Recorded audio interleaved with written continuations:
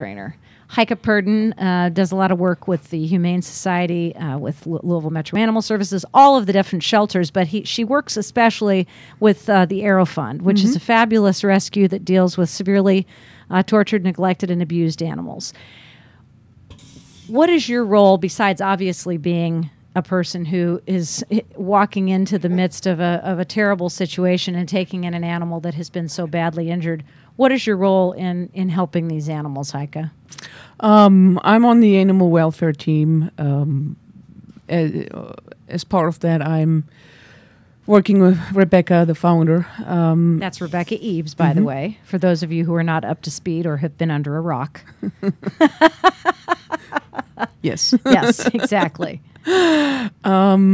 We have to decide sometimes whether or not we can take on an animal, so that's a very, very tough decision. Yes. Do we have fosters on hand? Is that something we can help? Is that something that another rescue could help very easily and doesn't need the requirements that we have? So I help make that decision. I help meet the transports at the hospitals. I help find foster homes, process the applications, as well as adopters down the road. And there's a lot of trips to the animal hospitals back and forth. Yeah, that's for sure. And I'm sure that there's a point at which these animals can utilize your training skills. But it has to be a ways down the road. Yes. Sometimes behavior issues are found while they're still in foster care. Sometimes not until they're adopted. Right. We provide support even once they're adopted in the first few months and determine what the best approach is in the specific case. And yes, I do go back to the fosters or adopters and help them. The dog might have house training issues again because he's going into a new home and was previously house trained.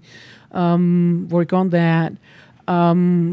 It could be a barking issue. It could be a dog doesn't like the kennel. Could be anything that jumping. Could be anything really that is day to day. Yeah. I need help with Gracie's barking, and I don't know what to do about it because I've tried the ignore it. I've tried the take them back to the crate when somebody knocks on the door. I've tried the take them back to another room. I've tried give them a treat if they stop. The problem is she doesn't stop. And I know that part of the reason that she barks is because when she comes down the stairs, her brothers can see over the railing, and she can't. And it's solid, so she can't see what's happening. And I think she's barking to alert the world in general that she's on her way. But it's like hysteria. I mean, it's not your normal barking. It's the really, really loud. I mean, she has a really big bark for a 23-year-old dog. And you better not be talking like that, mister. He knows you've got Zook's treats. Good Lord. And those are really tasty ones, obviously, because he's got his head under your arm. He's a very good boy, but he is sneaky peeky. I tell you what, he's trying to sneak in there so he can get into his Aunt Heike's arms, and I just got a picture of that. It was funny. But anyway, what do I do? How do I stop her from barking? I don't want to put a shock collar on her. I hope you wouldn't want to put a shock collar on her. No, because a lot of people do. A lot of people do, and unfortunately, not all dogs, but some dogs can show permanent damage as a result of that. So she's barking when people come to the house. There's no alert barking. And she's barking when she leaves the house. And she's barking when we're walking down the sidewalk. Yeah. Okay. It's a constant problem. Okay. It's the best approach that I have found is desensitizing the dog then. Okay. Meaning it's going to be a lengthy process with a lot of homework that you have to put in. But if you're willing to put in that work, you're going to see the benefits of that. Let's say she barks because somebody's knocking at the house. So you want to start out having a friend come over, knock just very softly on the door. And you got to be with Gracie then at the time. Right. And encourage her just to remain calm by lowering her voice. Good girl, sweet, good, quiet. that sort of thing. And as soon as she does start barking, oops, we're going to go back to where we came from. You might have to do that 100 times. Literally. Yeah. Yes. I know. I have tried many different techniques, none of which have been very successful. Now, see, here's the deal, Wyatt. He and Brady don't bark unless she barks. She's the leader of the pack. And if they're by themselves and they hear something and I say, hush, they are quiet immediately. Now, he's getting a little riled up because, once again, he's behind you. He knows that these treats. And what are those, hamburger patties? Sort of. Close. We call it puppy crack. That's what I call the wet food. The cans of ID. That's what my puppy crack is.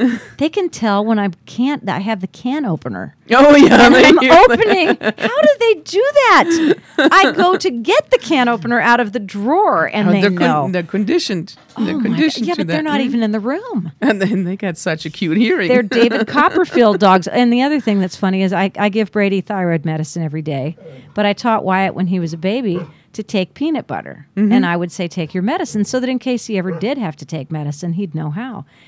Now, when I reach into the cabinet and I take the jar of peanut butter out, I don't even have to pop the cap when they all come running. So, yeah, that's definitely open. That's definitely conditioning of a major part. So, when we're talking about dog training, we want to talk to people who actually know what they're discussing, and Heike Purdon obviously knows how to do that. I'm going to play a little bit of music, but first I wanted to just kind of bring you up to date on traffic conditions that are going on around town. We had one accident which was highly problematic, and it was out in the West End. There was a structure fire actually on Larkwood Avenue at South 42nd Street, and it's caused some real problems due to rubbernecking, most likely, because people were looking all over the place. We have another heavy outbound traffic right now on 64. There's an accident on Baxter Avenue at Broadway, which has been about 30 minutes old. We have a couple of accidents going southbound on 65, and you can see them on the traffic cameras. If you have access to the traffic cameras, those are always helpful too. And right now we're not looking at anything serious except for that heavy outgoing traffic on 64. But when the red flags come up, you know that there's a problem. 64 West at Georgia Powers Expressway, a wreck is at this time being cleared, and let's hope it's quick. One that is going out of town right now on 65 South 1st Street at Oak Street. That's, again, about maybe a half an hour old. Eastern Parkway at Bradley Avenue, also experiencing a big traffic slowdown due to the fact that we've had a wreck. And if you want to look a little bit farther to the west, Dixie Highway at Grand Avenue has an accident that should be clearing at this point because it's had a little bit of time to do so. So while Wyatt and Heike make up a reason for him to stop being hysterical about the treats like he is about his ball, I'm going to play you a little Forest and the Photons. This is Crescent Hill Radio, 100.9 FM WCHQ. And by the way, coming up on the Homegrown Radio Hour tonight, the Bourbonville Buskers.